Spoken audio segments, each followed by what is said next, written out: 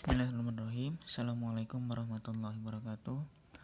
Video kali ini pada mata kuliah Matematika Teknik 2, saya akan membahas atau mereview beberapa materi, yakni ada Dirac-Taylor, kemudian ada persamaan nonlinier, ada juga eliminasi Gauss, dekomposisi LU, iterasi, dan yang terakhir yaitu interpolasi.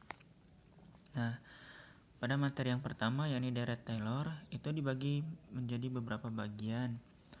Ada Dirac-Maclaurin power series, kemudian Taylor series, truncated Taylor series, dan series accuracy.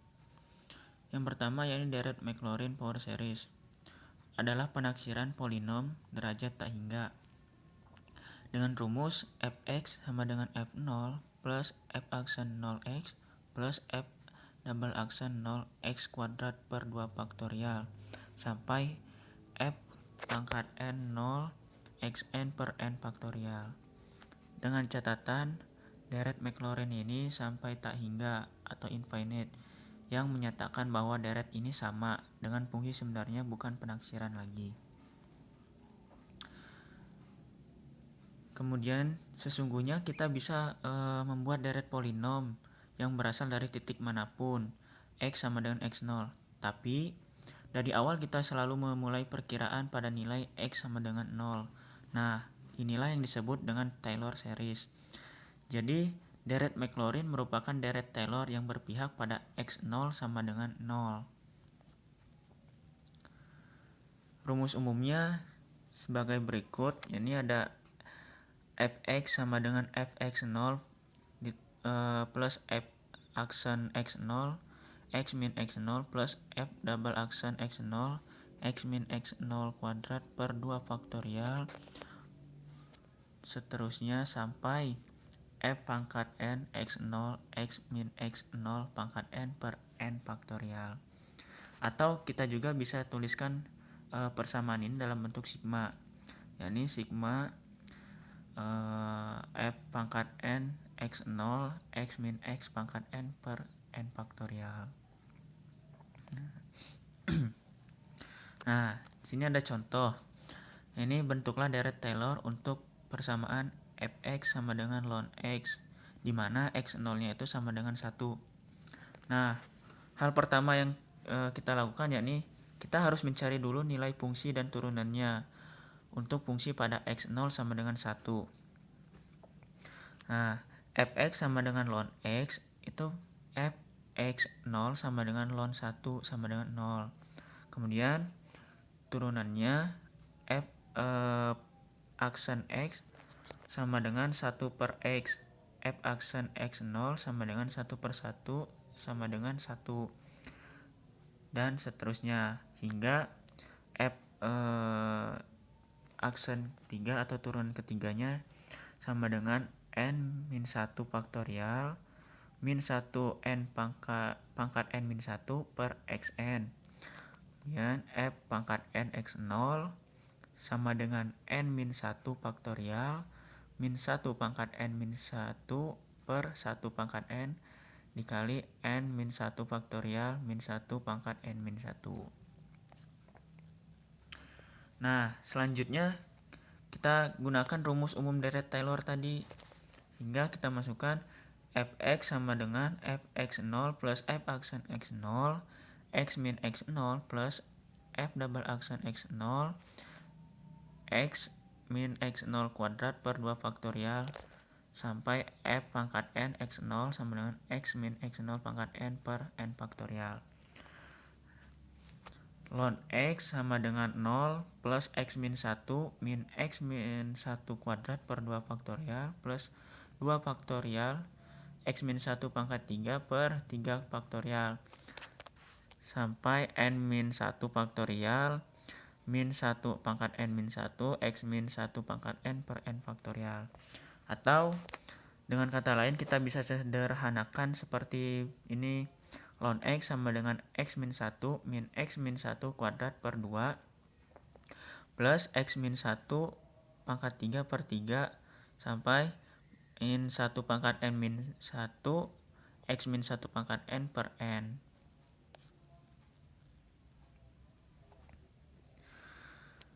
Kita bisa, selanjutnya yakni ada truncated Taylor series. Kalau tadi kita sudah membahas Dirac-Maclaurin dan juga Taylor series. Nah, sekarang kita masuk ke truncated Taylor series atau perpotongan Taylor series. Kita bisa memutuskan untuk membuat perkiraan dari sebuah fungsi hingga n derajat tertentu dan tidak tak terhingga. Maka kita sebut sebagai truncated Taylor series atau deret Taylor terpotong. Jadi kita potong, ketika kita sudah potong bisa sampai orde ke n, maka tandanya pun bisa berubah menjadi hampiran seperti persamaan berikut. Fx hampiran fx0 plus f aksen x0 x min 1 plus f double aksen x0 x min x0 kuadrat per 2 faktorial plus sampai seterusnya. Nah, dan yang terakhir ini ada series akurasi. Kenapa kita harus memakai deret Taylor kalau kita bisa pakai Maclaurin? Nah, perkiraan kita akan semakin jauh dari akurat jika semakin jauh dari titik awal x0. Makanya kenapa kita memakai deret Taylor itu ya karena perkiraannya itu ya semakin dekat. Jadi kita itu harus selalu memakai titik awal yang dekat dengan titik yang akan diperkirakan dan juga mudah untuk melakukan perkiraan nantinya. Untuk materi selanjutnya yakni ada persamaan nonlinier. Apa itu persamaan nonlinier? Di sini kita akan mencari nilai akar atau mencari solusi. Ada beberapa metode yang bisa kita gunakan. Di sini ada dua metode. Yang pertama metode tertutup dan yang kedua ada metode terbuka. Kita akan menentukan akar-akar persamaan nonlinier. Akar sebuah persamaan fx sama dengan 0 adalah nilai-nilai x yang menyebabkan si fx sama dengan 0. Akar persamaan fx adalah titik potong antara kurva fx dan sumbu x. Penyelesaian persamaan linier mx plus c sama dengan 0, di mana nilai c itu adalah konstanta, sehingga dapat dihitung dengan mx plus c sama dengan 0, x sama dengan min c per m.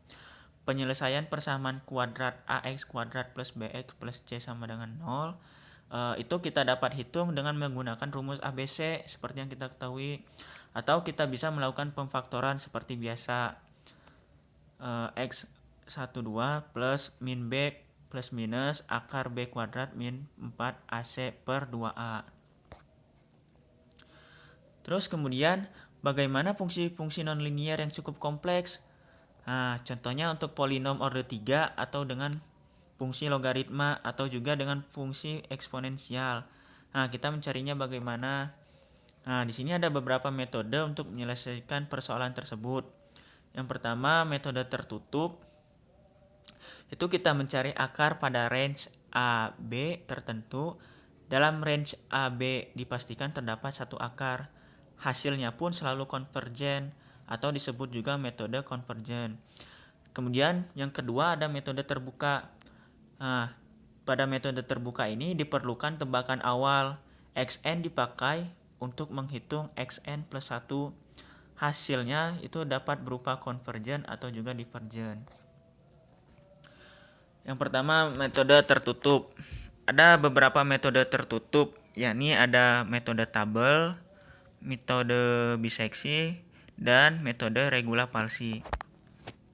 Untuk metode tabel itu merupakan metode tabel atau pembagian area, di mana untuk X di antara A dan B dibagi sebanyak N, dan pada masing-masing bagian dihitung nilai Fx sehingga diperoleh tabel sebagai berikut. Contohnya Fx sama dengan X plus E pangkat X. Selesaikan persamaan dengan range X sama dengan min 1 Untuk mendapatkan penyelesaian dari persamaan di atas, maka dibagi menjadi 10 bagian. Nah, seperti berikut. X-nya itu kita bagi menjadi 10 bagian. 1 min 0, min 0,9, min 0,8, min 0,7, min 0,6, dan seterusnya sampai 0,0. Kemudian juga untuk efeknya sama. Dari tabel dapat diperoleh penyelesaian berada di antara min 0,6 dan min 0,5 dengan nilai fx masing-masing min 0,0512 dan min 0,10653, sehingga dapat diambil keputusan penyelesaian di x sama dengan min 0,6.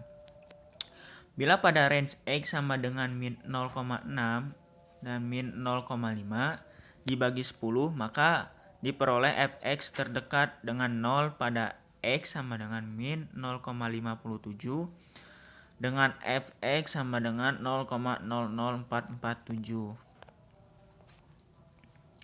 Kemudian metode biseksi. Metode ini adalah ide awal dari metode tabel, di mana area dibagi menjadi n bagian. Nah, hanya saja metode ini membagi range menjadi 2 bagian.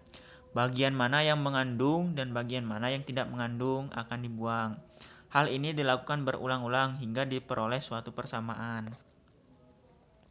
Untuk menggunakan metode ini, terlebih dahulu ditentukan batas bawah atau A dan juga batas atas atau B. Kemudian dihitung nilai tengahnya. X sama dengan A plus B per N. Dan metode regula palsi. Metode pencarian akar persamaan dengan memanfaatkan kemiringan dan selisih tinggi dari 2 titik batas range. 2 titik A dan B pada fungsi fx digunakan untuk mengestimasi posisi C dari akar interpolasi linier. Selanjutnya kita masuk ke metode terbuka.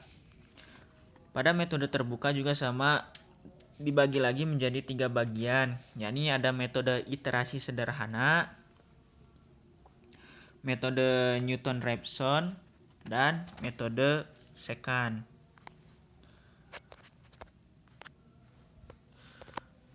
Metode iterasi sederhana adalah metode yang memisahkan X dengan sebagian X yang lain sehingga diperoleh X sama dengan Gx. Contohnya, X min E pangkat X sama dengan 0. Kita ubah menjadi X sama dengan E pangkat X atau Gx sama dengan E pangkat X. Gx inilah yang menjadi dasar iterasi pada metode ini. Contoh lainnya yakni carilah akar persamaan fx sama dengan x kuadrat min 2x min 3. X kuadrat min 2x min 3 sama dengan 0. X kuadrat sama dengan 2x plus 3. X sama dengan akar 2x plus 3. Tetapan awalnya sama dengan 4. E 0,00001. X n plus 1 sama dengan akar 2x plus 3. Sehingga dapat hasilnya yakni 3. Selanjutnya metode Newton-Raphson. Metode Newton-Raphson adalah metode pendekatan yang menggunakan satu titik awal dan mendekatinya dengan memperhatikan slope atau gradien pada titik tersebut. Titik pendekatan ke n plus 1 dituliskan x n plus 1 sama dengan xn min f xn per f pangkat 1 xn. Nah, berikut algoritma metode Newton-Raphson. Yang pertama itu kita terlebih dahulu definisikan apa itu fungsi fx dan f pangkat 1x. Kemudian tentukan toleransi error dan iterasi maksimumnya. Terus tentukan nilai pendekatan awal x0. Hitung fx0 dan fx0 untuk iterasi sama dengan 1 sampai dengan n atau fxi lebih dari e. Hitung fxi dan f pangkat 1xi. X plus 1 sama dengan xi min f xi per e pangkat 1 xi. Akar persamaan adalah nilai xi yang terakhir diperoleh. Contohnya, selesaikan persamaan x min e pangkat x sama dengan 0 dengan titik pendekatan awal x0 sama dengan 0. Fx sama dengan x min e pangkat min n. Menjadi f pangkat f aksen x plus 1 sama dengan 1 plus e pangkat min n. Fx0 sama dengan 0 plus e pangkat min 0 sama dengan min 1. Fx0 sama dengan 1 plus e pangkat min 0 sama dengan 2. X1 nya sama dengan x0 min fx0 per f pangkat 1 x0 sama dengan 0 dikurang min 1 per 2 sama dengan 0,5. Fx1 sama dengan min 0,106631 dan f pangkat 1 x1 nya itu sama dengan 1,60653. Kemudian x2 sama dengan x1 min f pangkat min f x1 per f pangkat 1 x1 sama dengan 0,5 dikurang min 0,106531 per 1,60653 sama dengan 0,566311 dan seterusnya sampai ke fx3. Sehingga akar persamaan x itu adalah 0,567143 merupakan hasil dari x3. Terus selanjutnya ada metode secant. Metode secant ini merupakan modifikasi dari metode Newton-Raphson. Metode Newton-Raphson memerlukan perhitungan fungsi fx. Tidak semua fungsi dapat dihilangkan dengan cara menggantinya dengan bentuk lain yang ekivalen. Contoh, x kuadrat min x plus 1 e pangkat min x sama dengan 0. Nah, kita dapat menyelesaikannya dengan untuk x0 sama dengan 0,8 dan x1 sama dengan 0,9, maka dapat dihitung y0 sama dengan fx0 sama dengan min 0,16879, y1 sama dengan fx1 sama dengan 0,037518. Kemudian kita iterasi dengan menggunakan metode secant. Iterasi yang pertama yakni x2 sama dengan x1 min y1, x2 min x1 per y1 min y0 sama dengan 0,881815. Y2 nya sama dengan 0,00153. Kemudian iterasi kedua, x3 sama dengan x2 min y2, x2 min x1 per y2 min y1 sama dengan 0,882528. Y3 sama dengan 1,3 dikali 10 pangkat min 5. Kemudian iterasi ketiga, x4 sama dengan x3 min y3, x3 min x2 per y3 min y2 sama dengan 0,882534. Y4 nya sama dengan 4,91 dikali 10 pangkat min 9. Sehingga diperolehlah akar x sama dengan 0,882534.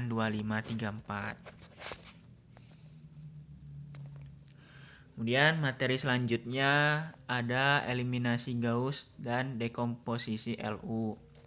Yang pertama, eliminasi Gauss. Eliminasi Gauss seperti pada matrik berikut. Kita lakukan OBE sehingga menghasilkan matriks segitiga atas. Bisa kita lihat seperti berikut.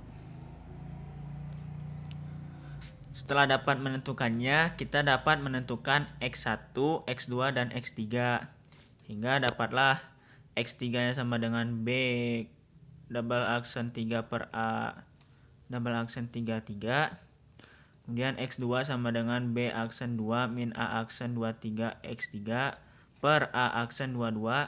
X1 sama dengan b1 min a12 x2 min a13 x3 per a11. Contohnya, selesaikan sistem persamaan linier dengan metode eliminasi Gauss. Gunakan 6 angka signifikan dengan solusi eksak X1 sama dengan 3, X2 sama dengan min 2,5, X3 sama dengan 7.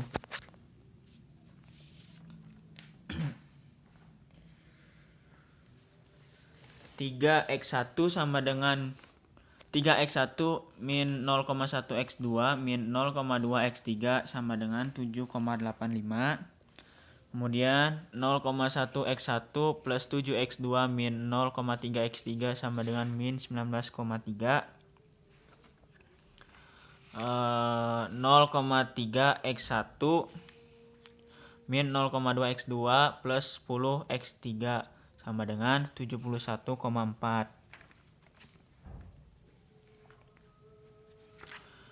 Penyelesaiannya yakni X1 sama dengan 3, X2 sama dengan min 2,5, X3 sama dengan 7,00003. Cek hasil 3x3 min 0,1x dikali min 2,5 min 0,2x dikali 7,00003 sama dengan 7,84999. 0,1x dikali 3 plus 7x dikali min 2,5 min 0,3x dikali 7,00003 sama dengan min 19,300. 0,3x dikali 3 min 0,2x dikali min 2,5 plus 10x dikali 7,00003 sama dengan 71,4003. Nah, selanjutnya ada eliminasi Gauss-Jordan. Eliminasi Gauss-Jordan ini seperti berikut. Sama seperti yang eliminasi Gauss biasa, di mana matriks ini dapat kita forward eliminasi sehingga dapatkan seperti ini. Dan pada eliminasi Gauss-Jordan ini tidak ada no back substitusi, sehingga langsung dapatkan hasilnya X1 sama dengan B dikali B1, X2 sama dengan B2, X3 sama dengan B3. Kemudian inverse matrix. Untuk inverse matrix itu sama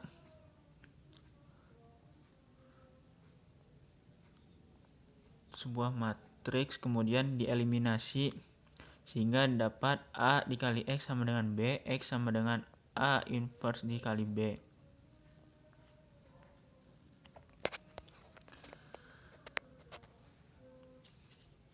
Kemudian selanjutnya yakni dekomposisi LU.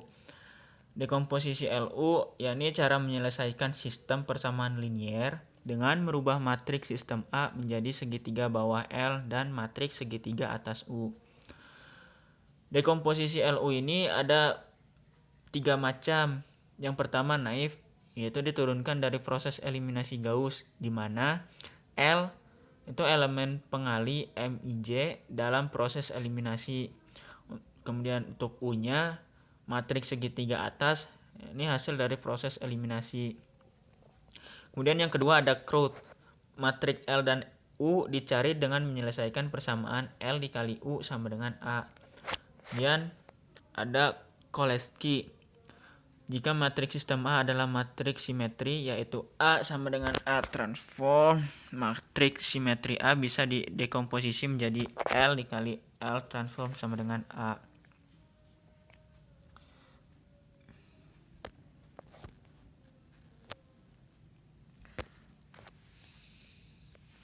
Ini juga sama. Nah, A dikali X sama dengan B itu proses dekomposisi untuk memperoleh L dan U.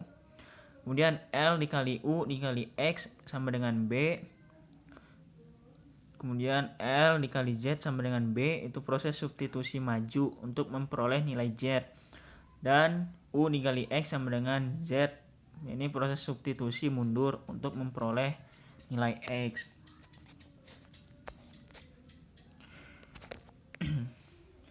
Ada juga iterasi Gauss-Seidel, yakni menyelesaikan sistem persamaan linier yang dilakukan secara iteratif. Biasanya digunakan untuk sistem yang besar, di mana eliminasi tak mampu lagi karena terlalu banyak pembulatan yang dilakukan.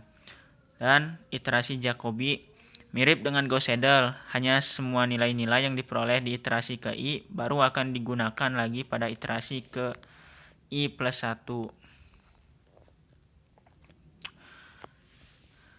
Iterasi pertama itu dimulai dengan terkaan awal X2, seterusnya sampai Xn sama dengan 0.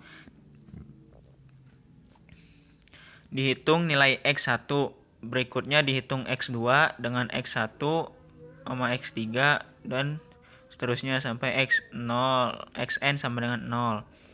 Iterasi berikutnya dihitung berdasarkan nilai-nilai X yang diperoleh pada iterasi sebelumnya. Proses iterasi diteruskan sampai diperoleh nilai-nilai X yang konvergen. Dan materi yang terakhir yakni ada interpolasi.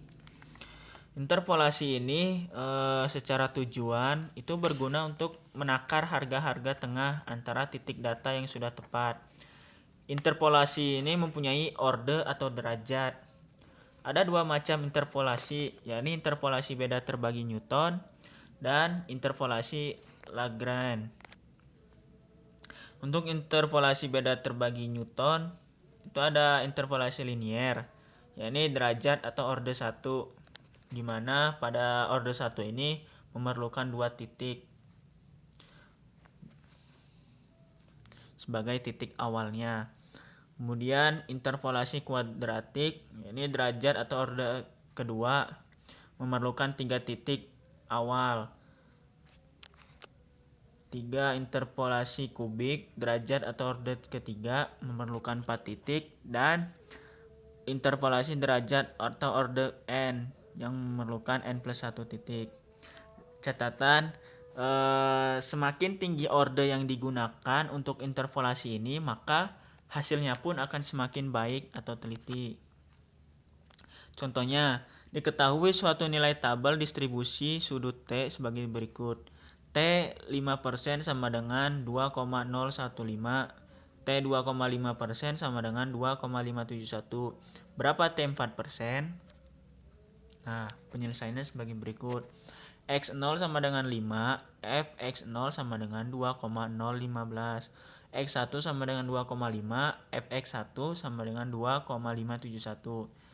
Yang ditanya itu X sama dengan 4. Berapa Fx-nya? Dilakukan pendekatan dengan orde pertama seperti pada yang tadi. F1x sama dengan Fx1 plus Fx1 min Fx0 per X1 min X0 dikali X min X0. Masukkan nilainya sama dengan 2,015 ditambah 2,571 min 2,015 per 2,5 min 5 dikali 4 dikurang 5 sama dengan 2,2374. Secara umum F1x sama dengan B0 plus B1 X min X0. F2x plus sama dengan B0 plus B1 X min X0 plus B2 X min X0 X min X1. F3x plus B0 plus B1 X min X0 plus B2 X min X0 X min X1 plus B3 X min X0 X min X1 X min X2 sampai Fnx. Itu rumus umumnya. Dengan BO-nya sama dengan Fx0. Maaf, ini B0. Kemudian B1 sama dengan Fx1 X0, B2-nya Fx2 X1 X0 sampai Bn sama dengan Fxn, Xn-1, Xn-2, X0. Dan yang terakhir yaitu interpolasi Lagrange. Interpolasi Lagrange pada dasarnya dilakukan untuk menghindari perhitungan dari diferensiasi terbagi atau interpolasi Newton. Dengan rumus Fnx sama dengan sigma Lix dikali Fxi, dengan Lix sama dengan nih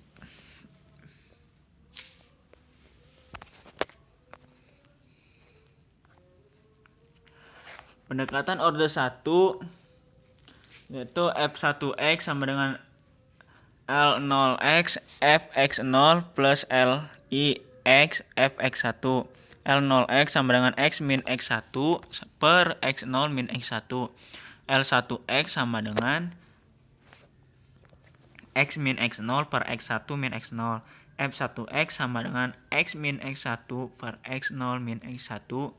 Fx0 plus x min x0 per x1 min x0 dikali fx1. Kemudian ada juga pendekatan order 2 seperti ini rumusnya.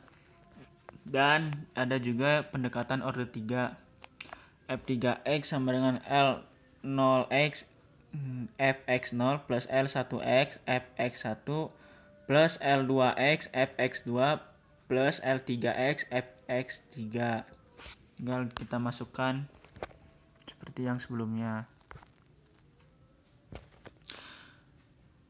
Sekian pembahasan materi yang dapat saya sampaikan. Kurang lebihnya saya mohon maaf. Terima kasih kepada yang sudah menonton. Saya akhiri. Assalamualaikum warahmatullahi wabarakatuh.